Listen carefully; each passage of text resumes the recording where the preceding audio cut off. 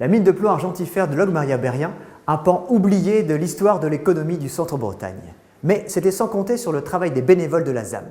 L'association de sauvegarde de l'ancienne mine œuvre depuis 1991 à la valorisation de ce patrimoine. À Logmaria-Berrien, le travail de l'association de sauvegarde de l'ancienne mine a d'abord démarré par un important nettoyage du site. La quarantaine de bénévoles travaillent sur ce passé minier depuis presque 30 ans. Toutes les maquettes de la maison de la mine sont construites de leurs mains. C'est une histoire qui allait complètement tomber dans l'oubli et les bénévoles, ceux qui ont démarré l'association, étaient un petit peu contrariés de voir que cette histoire qui avait marqué le territoire, qui était unique dans la région, parce que de passé minier ici, il n'y en a pas, allait complètement tomber dans l'oubli. Et ça a été leur motivation première. Et puis depuis, bientôt 30 ans, même on retrouve les mêmes personnes. On travaille continuellement, on améliore. L'originalité du gisement minier de Logmaria-Berrien, le relief. C'est un gisement de filons, ce sont des minéraux de remplissage de filons, c'est-à-dire d'une faille béante.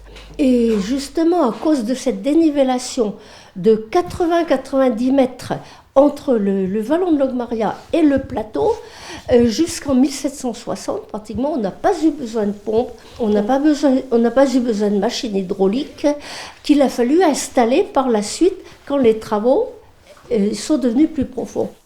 Les filons de Logmaria-Berrien et de Pulawen sont connus et exploités par intermittence depuis l'Antiquité. Une période importante pour la mine, les 15e et 16e siècles, à l'époque des ducs de Bretagne. Et il y avait une demande monétaire importante et ça a été une période active de la mine pendant cette période. Ensuite, la période qu'on connaît bien, c'est le 18e et le 19e siècle, parce qu'il y a des archives importantes et parce que ça aussi était la période la plus florissante de la mine. Au XVIIIe siècle, la mine est la deuxième entreprise de Bretagne, employant jusqu'à 1800 personnes. Les conditions de travail étaient difficiles. On imagine que dans les galeries, quand on travaillait 12 heures de rang, dans des conditions d'humidité, avec un éclairage à la chandelle, ce n'étaient pas les conditions idéales, ce n'étaient pas les meilleures conditions pour travailler, mais on ne pouvait pas faire autrement, je pense.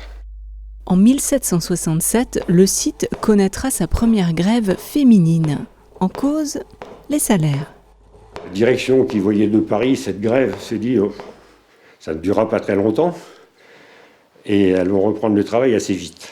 Malheureusement, elles ignoraient que les Bretonnes sont très entêtées et la grève a duré plus de 5 semaines et elle s'est terminée quand la direction a accepté de maintenir les salaires de Pulawen à l'état où c'était.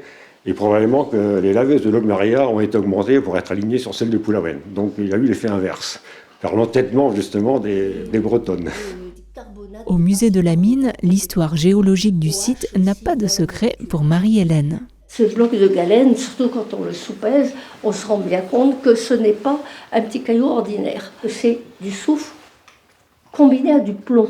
Ces minerais-là, c'est le minerai primaire qu'on trouve dans la partie profonde du filon. Mais jusqu'en 1760, ce n'est pas ce minerai qui a été exploité. Ce sont les divers composés du plomb formés dans cette partie-là qu'on appelle le chapeau de fer. Dans les terres rouges du chapeau de fer, on récoltait aussi l'argent natif qui avait été libéré par l'oxydation des minerais primaires. Et cet argent natif, on le voit rarement sous forme d'argent brillant, on ne le voit même pas. Et c'est surtout sous ces formes-là qu'on récoltait. Et se présentait ainsi mélangé aux terres rouges. Sur le territoire du parc d'Armorique, Logmaria-Berrien fait partie d'un patrimoine géologique exceptionnel. Un patrimoine également industriel, sauvegardé grâce au travail de la ZAM et à découvrir.